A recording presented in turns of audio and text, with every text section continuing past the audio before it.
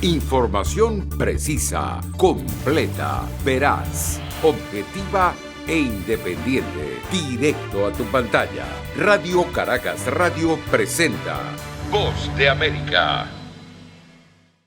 La orden del presidente Nicolás Maduro de revisar las relaciones con España tras la visita de la canciller de ese país a la frontera entre Venezuela y Colombia no es considerada una novedad por el político venezolano Antonio Ledesma, hoy exiliado en España, quien asegura que en los últimos años el gobierno venezolano ha mantenido lo que define como una estrafalaria política diplomática. Lo que hace es confirmar el espíritu de un régimen que de manera ramplona maneja las relaciones diplomáticas. El embajador retirado Edmundo González califica la medida de Maduro como temeraria y sostiene que al final los más perjudicados son los venezolanos, pero considera que no llegará al extremo de la ruptura de relaciones. Una prueba más de esa conducción errática, impulsiva, confrontacional, que busca siempre ir un paso adelante, que en algunos casos ha resultado más retórica que nada. Para Sergio Contreras, refugiado venezolano en España y presidente de Refugiados Sin Fronteras, una asociación civil dedicada a brindar ayuda y asistencia humanitaria a ciudadanos de 14 nacionalidades, el anuncio de Maduro deja claro que se está lidiando con un dictador, por lo que se debe permitir flexibilizar criterios migratorios. Se debe agradecer las residencias temporales excepcionales por causas humanitarias que ha otorgado España a los venezolanos que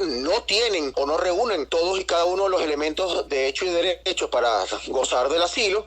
Sin embargo, no es menos cierto que decenas de miles de solicitudes han sido recientemente denegadas por venir de un tercer país seguro. Contreras resaltó que actualmente hay más de 534.000 venezolanos en España y que el número de solicitantes de asilo ha crecido exponencialmente y pasó de 596 solicitudes en 2015 a 40.000 en 2020, pero insiste en que son muy pocas las solicitudes que se aprueban. Carolina Alcalde, Voz de América, Caracas. Continúa el ingreso de solicitantes de asilo en el programa de protocolo de protección al migrante conocido como el MPP a través del puerto de entrada de San Isidro en California. Ha sido una larga espera para muchos que han pasado meses y hasta un año en México, en algunas instancias en condiciones precarias en campamentos en diferentes puntos de la frontera, mientras esperaban conseguir una audiencia que les permitiera avanzar con sus casos y entrar en los Estados Unidos. Ahora eso ha cambiado. El presidente Joe Biden suspendió el programa MPP implementado en enero del 2019 por la administración Trump y que requería que solicitantes de asilo que llegaban a la frontera permanecieran en México hasta que se los convocara a audiencias en tribunales de inmigración en Estados Unidos. El primer grupo de solicitantes de asilo en el MPP entró en San Isidro. Ahora hay 2 otros puertos en Texas que están procesando 25 personas por día, pero están trabajando para que uno de ellos llegue pronto a 100 personas por día. Actualmente hay 25.000 casos activos en el MPP. Al ritmo actual, procesarlos todos podría tomar entre 4 a 5 meses. Desde San Isidro, California, Verónica Villafañe, Voz de América. Hace 60 años, el entonces presidente John F. Kennedy firmó una orden ejecutiva que estableció el Cuerpo de Paz, una organización internacional de voluntarios para promover la paz y la amistad entre los pueblos.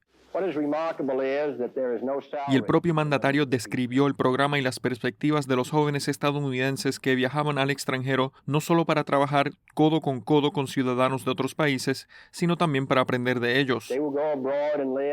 Fue una idea audaz en ese momento, dijeron algunos, pero la idea se hizo realidad y en los últimos 60 años, más de 240.000 voluntarios del Cuerpo de Paz han prestado servicios en más de 140 países en todo el mundo. Carol Span, directora interina del Cuerpo de Paz, tenía 26 años cuando decidió servir en el Cuerpo de Paz en Rumanía. Fueron 3 años después de la caída del comunismo y dice que fue una experiencia que le cambió la vida. A medida que vives y trabajas con personas que son diferentes a ti, comienzas a hacer preguntas y cuando entras con curiosidad aprendes qué hay detrás, por qué las cosas suceden de manera diferente a como lo hacen en tu propio país o por qué las personas tienen ciertos valores y cuál es esa historia. Chris DeStich sirvió en Guatemala de 2018 a 2020. Ahora es un reclutador regional para el Cuerpo de Paz y dice que mientras estuvo en ese país se asoció con el ministro de Agricultura de Guatemala para implementar su programa de extensión rural. Básicamente estaba trabajando con ellos para brindarles entrenamiento, para aumentar la capacidad de los agricultores mayas rurales. El objetivo era aumentar su capacidad para cultivar alimentos y así disminuir la inseguridad alimentaria, la desnutrición y el hambre. Dwayne Matthews es un analista para el Departamento de Vivienda y Desarrollo Urbano de Estados Unidos que pasó tiempo en Malawi de 2013 a 2015. En su estadía se desempeñó como asesor de salud comunitaria y trabajó en muchos proyectos.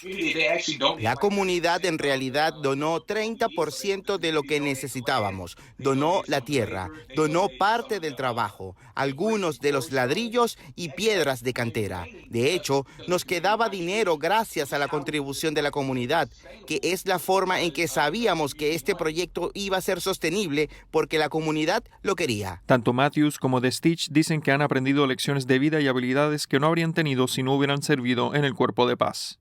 John F. Burnett, Voz de América, Washington. El gobierno estadounidense trabaja para restablecer el flujo migratorio en la frontera sur con el objetivo de convertir la inmigración en un proceso seguro y humano, y reiteró sus críticas a la administración Trump por operar con crueldad y desmantelar el sistema de inmigración nacional de Estados Unidos. El secretario de Seguridad Nacional, Alejandro Mayorkas, advirtió que la tarea que tienen por delante en la frontera con México es laboriosa y les tomará tiempo debido a los daños provocados por el gobierno anterior, enfatizando que no es posible reconstruir un sistema completo desde cero en pocos días. Sin embargo, el funcionario aseguró que ya han puesto en marcha algunos proyectos, como el de acabar con los protocolos de protección migratoria implantados por el expresidente Donald Trump, que obligaba a los solicitantes de asilo a esperar en México hasta que sus procesos de asilo en corte pudieran determinar si podían ser admitidos en Estados Unidos o debían volver a sus países de origen. De hecho, ya hemos comenzado a diseñar y a implementar una innovadora forma de atender a las necesidades de la población que se vio obligada a permanecer en México durante la administración anterior. Mayorkas explicó que el gobierno trabaja junto con organizaciones internacionales en territorio mexicano para llevar a cabo un proceso seguro y efectivo, y por el momento son 3 los puertos de entrada a Estados Unidos y el más activo cuenta con un tránsito de 100 migrantes al día. Además, Mayorkas es el encargado del grupo de trabajo de reunificación familiar que la nueva administración ha desarrollado para reunir a las familias de inmigrantes en situación ilegal que fueron separadas durante el gobierno de Trump. Esperamos reunir a las familias ya sea aquí o en sus países de origen. Esperamos estar en condiciones de darles la elección y si, de hecho, buscan reunirse aquí en Estados Unidos, exploraremos caminos legales para que permanezcan en los Estados Unidos y abordaremos las necesidades de la familia para que actuemos de la forma más restauradora posible. Mayorkas aclaró que los costos de reunificación serán cubiertos por organizaciones sin fines de lucro y el sector privado, pero en ninguno de los casos por los migrantes. Son muchas las familias que aún hoy continúan afectadas por la política de tolerancia cero impuesta bajo el mandato del expresidente Donald Trump, y todavía más de 500 niños en Estados Unidos no conocen el paradero de sus padres, algunos de los cuales incluso fueron deportados a sus países de origen. Judith Martín Rodríguez, Voz de América.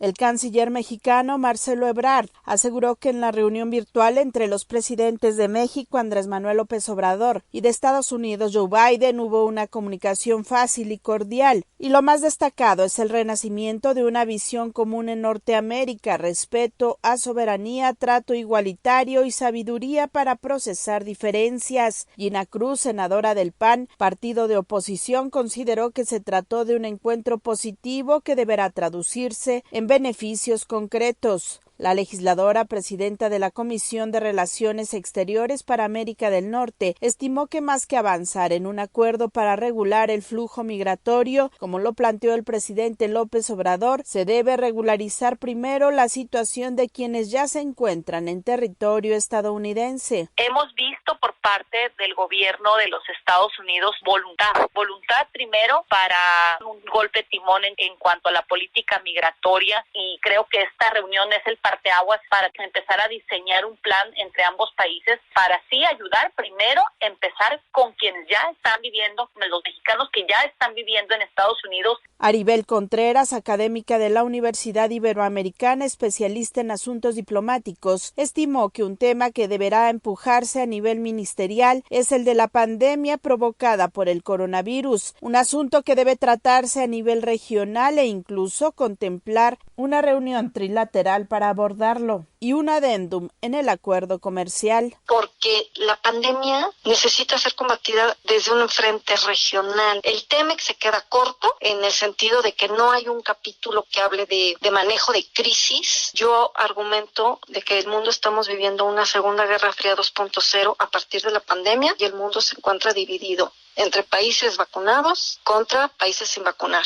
Opinó que se generaron demasiadas expectativas con la posibilidad de que Estados Unidos autorizara la venta a México de vacunas contra el COVID, cuando Joe Biden fue muy claro al señalar que su prioridad es aplicar 100 millones de dosis en los primeros 100 días de su gobierno. Sara Pablo, Voz de América, Ciudad de México.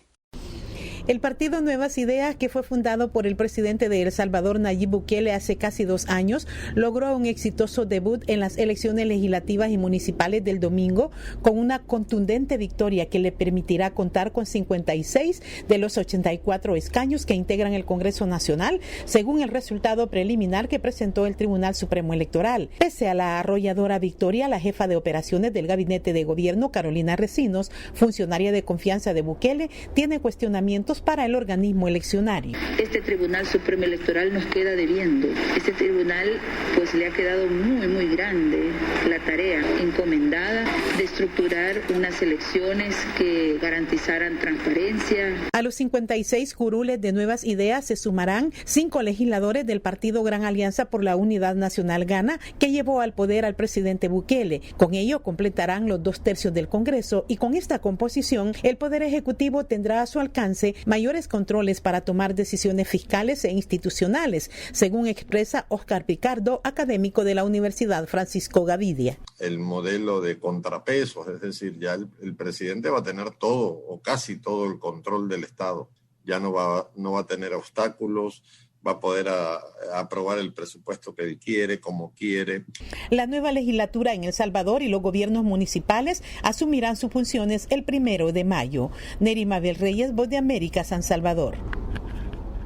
A 8 meses de las elecciones generales en Nicaragua y a 2 meses de vencerse el plazo establecido por la Organización de los Estados Americanos para que el gobierno del presidente Daniel Ortega oficialice las reformas electorales, los bloques opositores en el país han empezado a presentar sus precandidatos para la presidencia sin voluntad de unidad y en un contexto que los analistas califican como adverso y carente de garantías. La Unidad Nacional Azul y Blanco, que forma parte de la coalición nacional, presentó al politólogo Félix Maradiaga como su precandidato para la presidencia del país. El dirigente opositor asumió una serie de compromisos en caso de ser elegido, incluyendo la libertad de los presos políticos y justicia para las víctimas que fueron asesinadas en 2018. No va a ser una elección fácil.